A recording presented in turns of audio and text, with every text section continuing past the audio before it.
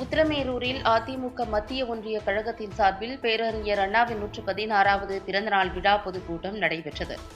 காஞ்சிபுரம் மாவட்டம் உத்திரமேரூர் மத்திய ஒன்றிய கழகத்தின் சார்பில் மறைந்த முன்னாள் முதல்வர் அறிஞர் அண்ணாவின் 116வது பிறந்தநாள் பொதுக்கூட்டம் உத்திரமேரூர் வட்டம் ராவத்தநல்லூரில் நடைபெற்றது.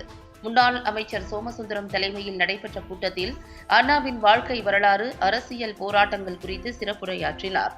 அண்ணா தொழிற்சங்க பேரவை செயலாளர் கமலக்கண்ணன் பேசுகையில், விடியா திமுக அரசு பொறுப்பேற்று 40 மாதங்களை கடந்த நிலையில் ஆளுகின்ற திமுக ஆட்சி மீது மக்களுக்கு அதிருப்தி, கோபம் என்பதை விட வெறுப்பு தொடங்கியுள்ளது.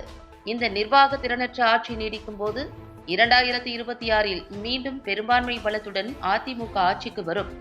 திமுகவினருக்கு அந்த வாய்ப்பு கிடையாது என்றவர், திமுக கூட்டணியில் ஒட்டிக்கொண்டிருக்கின்ற கூட்டணி கட்சிகளும் விலகுவதற்கு வாய்ப்பு உள்ளது என்றார்.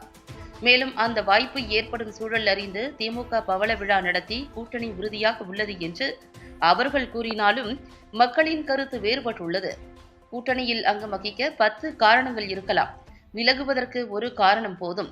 மக்களுக்கு இந்த ஆட்சியின் மீதுள்ள வெறுப்புதான் காரணமாக இருக்கப் போகிறது.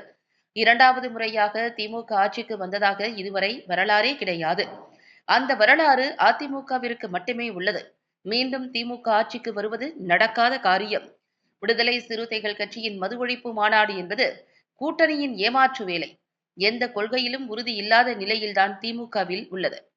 தமிழக அரசு மது கடைகளையும் நடத்தி கொண்டு, மது ஆலைகளையும் நடத்தி கொண்டு, திருமாவளவன் நடத்துகின்ற மது ஒழிப்பு மாநாட்டிலும் ஆளும் கட்சியினர் கலந்து கொள்கிறது என்று கூறினால், ஜீவகாருண்ய மாநாட்டில் கசாப்பு கடைக்காரன் கலந்து கொள்வது போல்தான் இவர்களது கொள்கை நிலைப்பாடு உள்ளது.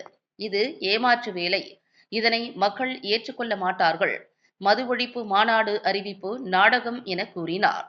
இக்கூட்டத்தில் அமைப்பு செயலாளர் வாலாஜாபாத் கணேசன், மத்திய ஒன்றிய கழக செயலாளர் தங்க பஞ்சாட்சரம், அம்மா பேரவை ஒன்றிய செயலாளர் பெருமாள், ஒன்றிய மாணவரணி செயலாளர் ஸ்தெனிஸ்லாஸ் உள்ளிட்ட மத்திய ஒன்றிய கழகத்தின் நிர்வாகிகள், உள்ளாட்சி பிரதிநிதிகள், அண்ணா தொழிற்சங்க பேரவை நிர்வாகிகள் திரளானோர் பங்கேற்றனர்.